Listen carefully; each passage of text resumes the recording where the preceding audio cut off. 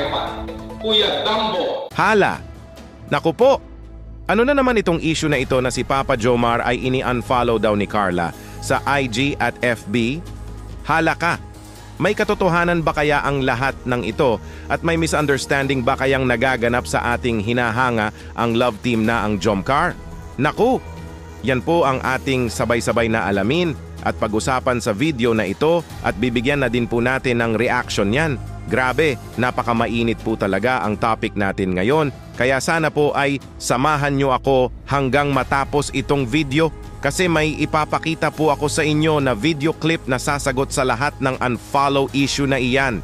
Isang mapagpalang araw o gabi sa ating lahat. Luzon, Visayas, Mindanao o saang sulok ng mundo man po kayo ngayon na nanunood. Maraming salamat po sa inyo. Asahan nyo po na palagi po akong maghahatid sa inyo ng napakamainit na reaction video. Salamat po pala sa bumubuo ng programa ng Kalingap na sina Kuya Val Santos Matubang, Ate Edna Vlogs, at sa kanilang anak na artistahin na si Idol Kalingap Rab. Suportahan po natin sila palagi. Naku po. Ito na nga, napakamainit na pag-uusapan po natin ngayon ay yung pag-unfollow daw ni Carla kay Papa Jomar. Hala! May tampuhan na bang nagaganap sa kanilang dalawa? Sa pagkakaalam po kasi natin ay sobrang sweet pa nila sa last part ng love team. Serye nila siguro pagdating sa pagmamahalan ay may times po talaga na may di pagkakaunawa sa isa't isa lalo na po kung may silosan na nagaganap. Gaya nga dati na nagselos si Papa Jomar kay Kuya Rab.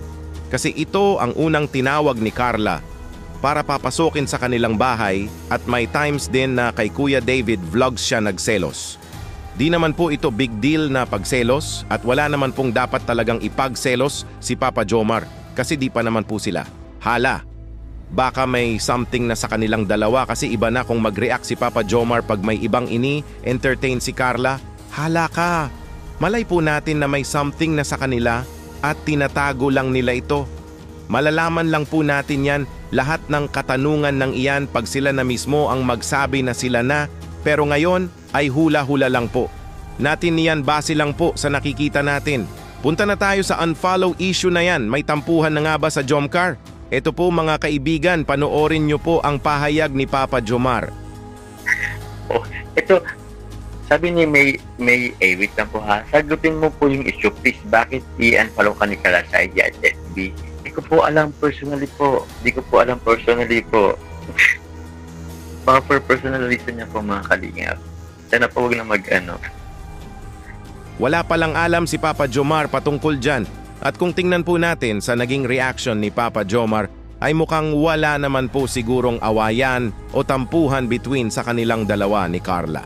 At sabi nga ni Papa Jomar kung ini-unfollow man siya ni Carla, ay siguro daw ay for personal reason lang daw ito.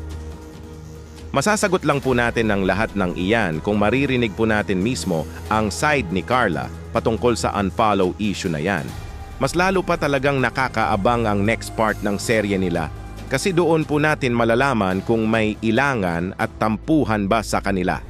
Ano po masasabi nyo dito mga kaibigan? Totoo bang ini-unfollow ni Carla si Papa Jomar? At sino po sa inyo ang sobrang na-excite na at di na makapagpigil na mapanood ang next part ng serye nila? Mag-comments lang po kayo, pag-usapan po natin yan sa comment section. Kuya Dambo nga po pala, ingat po kayo palagi.